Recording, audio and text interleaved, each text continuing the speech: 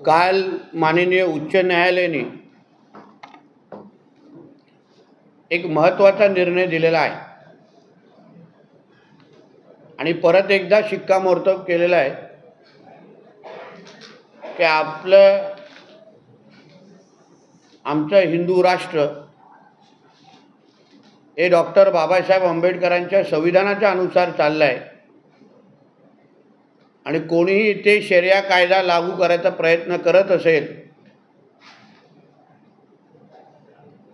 तर ते खपून घेणार नाही असा महत्त्वाचा निर्णय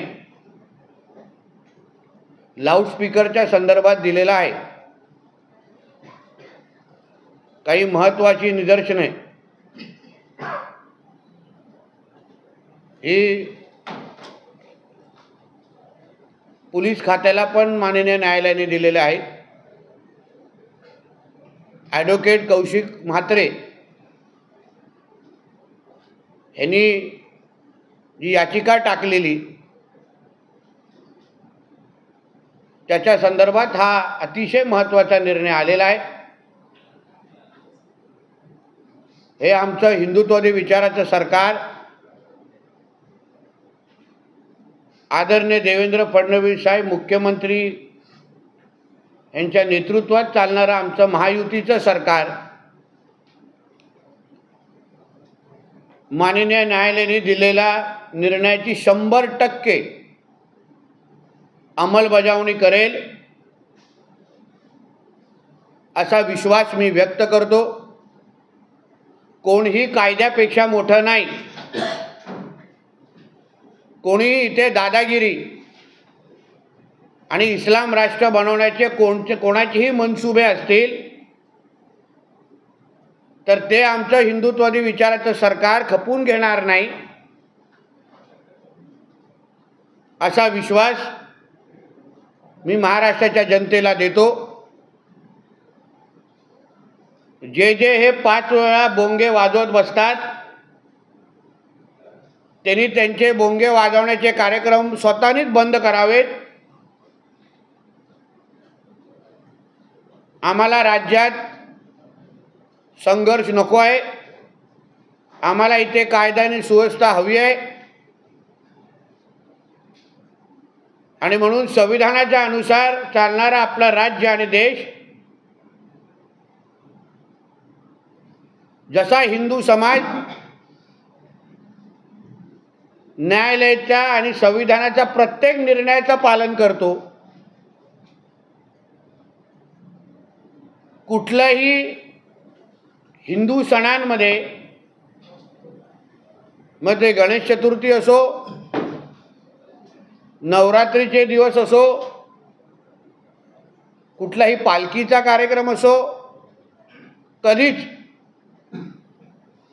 लावून दिलेल्या नियमाच्या बाहेर कधीच कुठले कार्यक्रम चालू ठेवत नाही। स्वतःहूनच लाऊडस्पीकर बंद करतात। कधीही कुठल्या महाआरतीचा त्रास कुठल्या अन्य धर्मियांना झालेला आहे अशी एक घटना राज्यामध्ये कोणी पण दाखवावी आणि म्हणून जसं नियमाचे सगळं पालन सगळ्या कायद्याचं पालन जसं हिंदू समाज करतो तसंच अन्य धर्माच्या लोकांकडून आम्हाला अपेक्षा आहे। परत सांगतो, कोणीही कायद्याच्या पेक्षा मोठं नाही आणि म्हणून आमच्या पोलीस खात्याच्या माध्यमातून आता कोणीही अशा पद्धतीच्या कायद्याचं उल्लंघन जे काही काल माननीय न्यायालयाने सांगितलेलं आहे त्या चौकटीत राहून प्रत्येकाने आपले कार्यक्रम करावेत। त्याचं उल्लंघन कोणीही करत असताना दिसलं, उगाच 5 वाजता कुठलेही बोंगे वाजताना, सकाळी 5 वाजता उगाच कुठलेही बोंगे वाजताना कोणाला दिसले तर कडकची कडक कारवाई निश्चित पद्धतीने होणार। लागलं ती सगळी पाठपुरावा मी स्वतः करणार, पण आता कोणालाही कायदा तोडायला देणार नाही एवढी स्पष्ट भूमिका ही ह्या निमित्ताने महाराष्ट्र सरकारची असेल आणि मी परत एकदा माननीय न्यायालयाचे आभार मानेन की आमच्या देशामध्ये डॉक्टर बाबासाहेब आंबेडकरांचाच कायदा आणि संविधान लागू आहे की परत एकदा आठवण त्यांनी आपल्या निर्णयाच्या माध्यमातून करून दिलेली आहे. आत्ताच झालेल्या बैठकीमध्ये जेव्हा मी पहिल्यांदा पालकमंत्री म्हणून सिंधुदुर्ग जिल्ह्यामध्ये आलो होतो तेव्हा मी गाळ संदर्भात बैठक घेतलेली, गाळ उपचार संदर्भात बैठक घेतली आणि तेव्हाच मी आपल्या सगळ्यांना जाहीर केलेलं की मी येणाऱ्या 24 तारखेला दुसरी बैठक माझी होईल आणि निर्णय त्या संदर्भात घेतला जाईल आणि कुठून हे मोहीम आम्ही गाळ काढण्याची जी जिल्ह्यामध्ये आम्ही मोहीम सुरू करणार आहोत त्या संबंधित आम्ही प्राधान्यक्रम ठरवलेले आहेत. साधारण आम्ही क्रायटेरिया असा धरला आहे किंवा बेस असा धरला आहे की गेल्या 2-3 वर्षामध्ये मोठा पाऊस पडल्यानंतर पूर परिस्थिती निर्माण झाल्यानंतर कुठे कुठे ही पूर परिस्थिती निर्माण झाली होती, कुठल्या कुठल्या भागामध्ये झाली होती, त्याची एकंदरीत माहिती मी संबंधित डिपार्टमेंटला घ्यायला लावली आणि मग त्याच भागांमध्ये पहिलं आपलं हे काम सुरू करायचं गाळ उपसण्याचं, जेणेकरून त्याचा इफेक्ट, त्याचे परिणाम आपल्याला येणाऱ्या पावसाळ्यामध्ये आपल्याला मिळतील आणि नागरिकांना त्याचा फायदा होईल. जसं हा कार्यक्रम जाहीर केल्यानंतर असंख्य लोकांचे जिल्हाभरचे निवेदनं माझ्यापर्यंत आलेले आहेत. मी आपल्या माध्यमातून आश्वस्त करेन की प्रत्येकाला न्याय देण्याचं काम आमचं सरकार आणि प्रशासन आणि पालकमंत्री म्हणून मी निश्चित पद्धतीने करणार आहे. पण आम्ही प्राधान्यक्रम ठरवलेले आहेत आणि प्राधान्यक्रमाच्या अनुसार आम्ही एक एक सगळे कामं घेऊ, फक्त प्राधान्य क्रमांकाच्या अनुसार घेऊ, जेणेकरून मुख्य जो आमचा उद्देश आहे की यावेळी पूर परिस्थिती आपल्या जिल्ह्यामध्ये निर्माण होता कामा नये, त्या अनुसार ही 4 कामं आम्ही 1 फेब्रुवारीपासून सुरू करणार आहोत आणि त्याच्यानंतर दुसरी यादी आम्ही तयार केलेली आहे निवेदनाच्या अनुसार. 1 फेब्रुवारीला जानवली नदी उर्सुला हायस्कूलच्या इथले गाळ साठण्याचं काम आम्ही सुरू करणार आहोत, गाळ काढण्याचं. दुसरं काम आहे तेरेखोल नदी बांधा, हे दुसरं काम घेणार आहोत. तिसरं असेल डॉक्टर आंबेडकर नगर कुडाळ. चौथं आहे पीठजवळ नदी ख्रिश्चनवाडी कर्ली नदी कुडाळ. अशी ही 4 कामं आम्ही 1 फेब्रुवारीपासून आम्ही सुरू करणार आहोत. येणाऱ्या 26 तारखेला आपल्याला उर्वरित यादी पण आम्ही जाहीर करू, जेणेकरून पुढची कामं टोटल अशी 9 स्पॉट आम्ही आयडेंटिफाय केले आहेत, ज्याच्यामुळे पूर परिस्थिती बऱ्यापैकी नियंत्रणात येईल. जिल्हा नियोजनमध्ये उपलब्ध असलेली निधी जवळपास 2 कोटी आहे आणि जादा 1-2.5 कोटीची निधी म्हणजे 4.5 कोटीची निधी आपल्याला ह्या कामाच्या दृष्टिकोनातून लागणार आहे. ती उपलब्ध कशी करायची त्या संबंधित मी आणि कलेक्टर आम्ही त्याच्यावर काम करणार आहोत.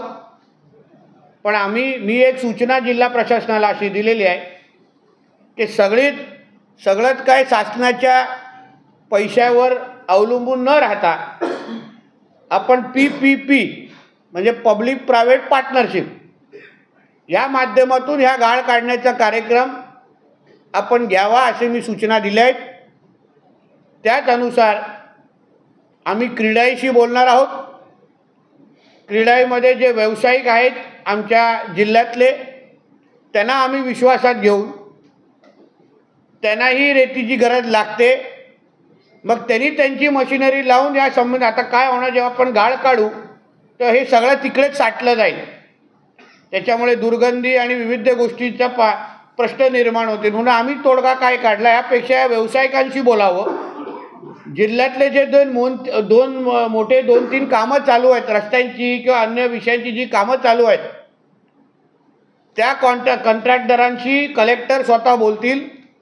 त्यांनाही या सगळ्या रीतीची आणि ह्याची गरज भासेल.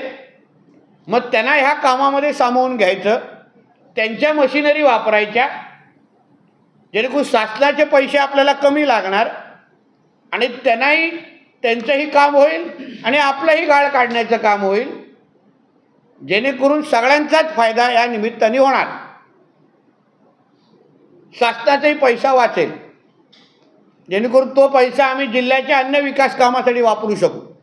म्हणून ह्या दृष्टिकोनातून आमचं नियोजन आम्ही गाळ काढण्याच्या संदर्भात सुरू केलेलं आहे. तसंच पहिलं काम म्हणजे पहिला प्रयत्न आम्ही 1 फेब्रुवारीपासून करणार आहोत. त्या भागातले जे दोन्ही आमचे सन्माननीय आमदार साहेब आहेत, त्यांनाही विश्वासात या बाबतीमध्ये डिपार्टमेंट घेईल. त्यांचेही आग्रह, त्यांचीही कडून मागण्या या संबंधित आमच्याकडे आल्या होत्या. म्हणजे सन्मान्य निलेश राणे साहेब आणि सन्मान्य दीपक केसरकर साहेब आणि आमचे खासदार सन्मान्य राणे साहेब या सगळ्या लोकप्रतिनिधींना विश्वासात घेऊन आणि महायुतीचे जेवढे आमचे पदाधिकारी आहेत त्या सगळ्या जणांना विश्वासात घेऊन हे कामाची सुरुवात 1 फेब्रुवारीला आम्ही सिंधुदुर्ग प्रशासन म्हणून आणि पालकमंत्री म्हणून आम्ही या कामाची सुरुवात 1 फेब्रुवारीपासून करतो आहोत. धन्यवाद. या संबंधित काही प्रश्न असतील तर विचारा. काय मालेगावमध्ये रोहिंग्या आणि बांगलादेशींना जे जन्म प्रमाणपत्र दाखले नंतर राज्यातली पहिली कारवाई झाली आहे. तत्कालीन तहसीलदार जेवळे नायब तहसीलदार निलंबित झाले. यासाठी मी आदरणीय मुख्यमंत्री देवेंद्र फडणवीस साहेबांचे मनापासून आभार मानेन. कारण का फक्त बोलण्यामध्ये हिंदुत्ववादी विचाराचं असून उपयोग नाही, पण कृतीतून पण असलं पाहिजे. आणि तेच काम आमच्या आदरणीय देवेंद्र फडणवीस साहेबांनी अशा पद्धतीचे, मी सातत्याने जे बोलत असतो की प्रशासनामध्ये जे सडके आंबे आहेत, ज्यांच्यामुळे आपला राज्य बदनाम होतो, ज्याच्यामुळे इस्लामीकरणाला बळ मिळतो, अशा प्रत्येक सडक्या आंब्यापर्यंत पोचण्याचं काम आमच्या देवाभाऊचं सरकार निश्चित पद्धतीने करेल. आणि त्याचं पहिला वार हा मालेगावमध्ये झालेला आहे. यासाठी आमचे आदरणीय किरीट सोमयाजींनी आणि आमच्या अन्य हिंदुत्ववादी विचाराच्या जे काय आमचे कार्यकर्ते आहेत त्यांनी प्रचंड ह्याच्यामध्ये मेहनत केलेली आहे. म्हणून त्या सगळ्या जणांना पण ह्या निमित्ताने मी अभिनंदन करीन. आणि हा फक्त ट्रेलर आहे. हा संदेश जे उर्वरित जे आमच्या प्रशासनामध्ये या हिरव्या सापांना मदत करणारे असे कोण सडके आंबे असतील त्यांनी योग्य वेळी जागं व्हावं, नाहीतर तुम्हाला पण घरी पाठवण्याचं काम आमचं हिंदुत्ववादी विचाराचं सरकार निश्चित पद्धतीने करेल, एवढं या निमित्ताने सांगेन. सर, आज सकाळी तिलारीचा डावा कालवा फुटला साटेली बेडशी येथे. जिथे आज फुटला त्या ठिकाणी गेल्या वर्षी काम केलं होतं, गेल्या वर्षी देखील फुटला. निकृष्ट दर्जाचं काम केलं असं शेतकऱ्यांचं आणि तिथल्या बागायतदारांचं म्हणणं आहे. यावर कारवाई होणार आहे, कारण सातत्याने तिथेच फुटतं. बघा, जनतेसाठी आमचं सरकार आणि प्रशासन आहे. असं कोणीही निकृष्ट दर्जाचं काम कोण करत असेल, काम मिळवण्यासाठी हेलपाटा मारायच्या आणि काम मिळाल्यानंतर अशा पद्धतीचं अगर काम होत असेल आणि त्याबद्दल तक्रारी असतील तर प्रशासनाला सांगून ब्लॅकलिस्टेड करण्याचं काम किंवा आता एकंदरीत त्या पद्धतीची मोहीमच चालू झाली पाहिजे. कारण का काय होतं, रस्ते असतील, डॅम असतील, विविध कामामध्ये मिळवण्यासाठी कॉन्ट्रॅक्टरांचे मोठ्या मोठ्या रांगा लागतात आणि काम मिळाल्यानंतर ते काम साधा एक पावसाळा पण बघत नाही. नुसतं ह्या कालव्यासंदर्भात नाही, रस्त्यासंदर्भात पण असे काही कॉन्ट्रॅक्टर आहेत जे इकडे तिकडे आजूबाजूला आमच्या सगळ्या औरज आजूबाजूला फेरफटका मारतात काम मिळवण्यासाठी आणि मिळाल्यानंतर काम एवढ्या खालच्या दर्जाचे करतात की एक पावसाळ्यापर्यंत टिकत नाहीत आणि त्याच्या परिणाम राजकीय पक्ष म्हणून आम्हाला भोगायला लागतात. म्हणून असे जे आहेत, आता हे तर एक उदाहरण दिलं, असंख्य उदाहरणं जिथे जिथे ह्या पद्धतीची मस्ती होते त्या प्रत्येकावर कारवाई होणार, कोणालाही सोडणार नाही, एवढं मी तुम्हाला या निमित्ताने सांगेन. जनतेचा पैसा आणि जनतेच्या आयुष्याबरोबर कोणीही खेळत असेल तर त्याला अशी शिक्षा दिली जाईल की परत अशा पद्धतीची मस्ती करण्यापेक्षा कोण थरथरेल, एवढी मी जनतेला विश्वास देईन. याच कालव्याचा परिणाम गोव्यात देखील होतो. गोव्याच्या मुख्यमंत्र्यांनी तिथे भेट दिलेली आहे, कारण गेली 6 महिने जेव्हा काम सुरू होतं तेव्हा 6 महिने त्यांना पाणी मिळालं नव्हतं शेतीसाठी. आता पुन्हा तोच प्रसंग झालाय, त्यामुळे गोव्याच्या सीएमांनी तिथे पाहणी केली. हो, करून चांगली गोष्ट आहे. त्या संबंधित आमचंही लक्ष आहे. मीही पण तिथे स्वतः पालकमंत्री जाईन. दीपक केसरकर साहेब पण स्थानिक आमदार म्हणून तिथे जातील. शेवटी तो जो प्रकल्प आहे तो महाराष्ट्र, सिंधुदुर्ग आणि गोव्याचा दृष्टिकोन महत्त्वाचा आहे. आणि तिथे अशा पद्धतीचे अगर कोणी निकृष्ट दर्जाचं काम करत हिंमत करत असेल ना, ते हिंमत आणि कंबरडं कसं तोडायचं हे आता येण्या कृतीतून आम्ही तुम्हाला दाखवू. जोरात बोल ना. असे उद्धव ठाकरे यांचा काल मेळावा झाला आहे. त्यांनी मुंबई निवडणूक आहे, मनपा निवडणूक ही स्वबळावर लढण्यास सांगितलं. हां, स्वबळावर लढण्यासाठी तशी लायकी लागते, तशी हिंमत लागते. हं? मराठीच्या एक त्या चित्रपटामध्ये चांगला डायलॉग आहे, चड्डीत राहायचं. तर उद्धव ठाकरेंना ते डायलॉग तंतोतंत लागू होतं. कारण का स्वतःचे आमदार राहिले नाहीत, स्वतःचे खासदार राहिले नाहीत. मी तर काल असंही ऐकलेलं आहे की गर्दी जमली नव्हती म्हणून ठाकरे कुटुंबाला जवळपास 1.5-2 तास थांबायला लागलं. मग फोनाफोनी करून गर्दी जमवायला लागली म्हणून समोर बसलेले किती शिवसैनिक होते किंवा भाड्यावर लोक आणलेले ना, ह्याचं पण जरा पत्रकार म्हणून तुम्ही संशोधन करा.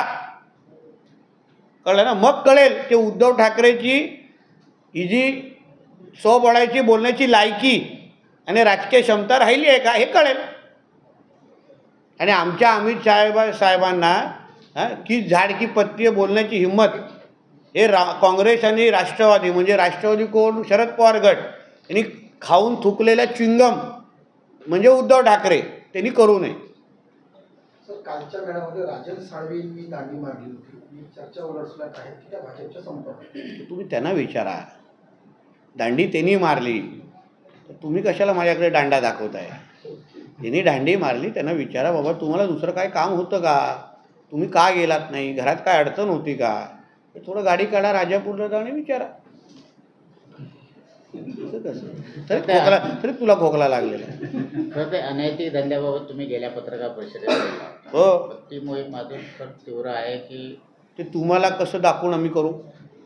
आणि तुम्हाला आमची मोहीम किती चांगली चाललेली आहे ती थोडं तुम्ही शोधपत्रिकेमध्ये जरा तोरसकरजी या, तुम्हाला कळेल किती चांगली मोहीम सुरू आहे. आणि मी तुम्हाला विश्वास देतो, नुसतं मी ते जाहीर केलेली नव्हती, पण येणाऱ्या कालावधीमध्ये तुम्हाला त्याचे परिणाम जिल्ह्याच्या ड्रग्ज आणि हे जे काय अनैतिक धंदे आणि व्यवसाय इथे आमच्या जिल्ह्यात होतात, कणकवलीमध्ये असलेल्या लक्ष्मी लॉजच्या मालकाला अटक केलेली आहे. ते चालू आहे. अटक केलेली आहे. त्याच पद्धतीने असंख्य जे हे अवैध धंदे चालू आहेत ना, तिथे फेरफटका मारण्याचं काम चालू आहे. उद्या 11 वाजता जिल्ह्यातल्या कायदा आणि सुव्यवस्था आणि पोलीस खात्यासंदर्भात माझी 11ला बैठक आहे. म्हणून तुम्ही टप्प्याटप्प्याने तुम्ही फक्त बघत राहा. या आपल्या जिल्ह्यामध्ये अशा कोणालाही अवैध धंदे, अवैध व्यवसाय आणि अंमली पदार्थ 0 टॉलरन्स हे आमच्या जिल्ह्यामध्ये असेल. ड्रगमुक्त जिल्हा आणि जिहादीमुक्त जिल्हा म्हणून सिंधुदुर्ग जिल्हा म्हणून पहिला जिल्हा म्हणून जाहीर होईल. आणि एक निर्णय मी असाही घेतलेला आहे की सगळ्याच बाबतीमध्ये जनतेला म्हणजे पालकमंत्रीला भेटायचं आहे म्हणून ओरसला या, कलेक्टरला भेटायचं ओरसला या, असं न करता मी प्रशासनाला घेऊन प्रत्येक तालुक्यामध्ये मी त्या तारखेला बसण्याचा निर्णय घेतलेला आहे. त्या तारखा मी येणाऱ्या कालावधीमध्ये मी तुम्हाला जाहीर करीन. कधी 2 दिवसासाठी मी दोडामार्गमध्ये आम्ही सगळे उपलब्ध असू, काही तारखा सावंतवाडीमध्ये असू, कधी वेंगुर्ल्यामध्ये असू, कधी कुडाळमध्ये असू, कधी कणकवलीत असू किंवा त्या 8ही तालुक्यामध्ये मी आणि प्रशासन त्या जनतेसाठी आम्ही तिथे उपलब्ध राहण्याचा निर्णय आम्ही लोकांनी घेतलेला आहे. त्या पद्धतीच्या तारखा प्रशासनाशी चर्चा केल्यानंतर आम्ही करू. कारण का काय होतं, कधी दोडामार्गच्या सामान्य माणसाला जेव्हा उरसला यायला लागतं तेव्हा तेवढं त्याला गाडी खर्च लागतो, तेवढं खर्च करून लागतं. याच्यापेक्षा आम्ही त्यांचे सेवक आहोत, आम्ही त्यांच्यापर्यंत गेलो पाहिजे. सगळ्याच बाबतीमध्ये ओरस कशाला यायला पाहिजे म्हणून हेही निर्णय मी माझ्या घेतलेला आहे. त्या संबंधित तारखा लवकरच जाहीर होतील. सर, एसटीने 14.95% दरवाढ करायचं ठरवलेलं आहे, मात्र सामान्य नागरिक किंवा प्रवासी जे आहेत त्यांच्यामध्ये नाराजी व्यक्त केली जाते. आता निर्णयाचा पहिला अभ्यास करू, माहिती घेऊ. हां, आणि मग सरकार म्हणून तो निर्णय का घेतलेला आहे आणि जनतेच्या सोयीनुसार शेवटी एस टीने पण असे निर्णय घेत असताना तशी परिस्थिती आहे का, जनतेमध्ये तसं पद्धतीचं समाधान आहे का, त्या सगळ्या गोष्टीचा विचार करून काही मुद्द्यावर पोचले असतील संबंधित खात्यांशी मंत्रीशी आम्ही चर्चा करू. सर, गाळ काढण्याची जी कामं घेतली आहेत त्याच्यात तलावातली गाळ काढण्याचं काम घेणार घेऊ ना. आता तशी मागणी असेल ना, काय झालं मला तुम्हाला विनंती काय करतो, तुम्ही तशा मागण्या आमच्यापर्यंत पोचवा. आपलं सिंधुदुर्ग नगरीला जे पाणी पुरवठा होतो दाबाच्या वाडी तलाव, तर महाराष्ट्र प्राधिकरणाने एक पत्र दिले जिल्हाधिकाऱ्यांना की तिथे गाळयुक्त पाणी झालंय आणि तिथे गणेश विसर्जन करायला मनाई करा म्हणून असं पत्र दिलंय. म्हणून बोलतो ना, तशी मागणी करा. आपण आता मोहीम सुरू करतोय ना, तुम्ही पत्रकाराच्या अगोदर नागरिक पण आहात, त्या पद्धतीने तुम्ही मागणी करा. या मोहिमेअंतर्गत तेही तलाव पण घेऊ, जेवढं जास्त. बघा, शेवटी आपल्याला सगळंच गाळमुक्त जिल्हा हां आणि गाळमुक्त आपले नद्या आणि तलाव अशा पद्धतीची मोहीम अगर आपण हातात घेतली असेल, हां, पाटीलजी आमची तशी यादी तयार करतायत त्या पद्धतीने, है ना, तर त्या पद्धतीने सगळेच करतोच आहे, तर सगळं साफ करू. नद्याचं बोलतो. चला येऊ. एबीपी माझा, उघडा डोळे बघा नीट.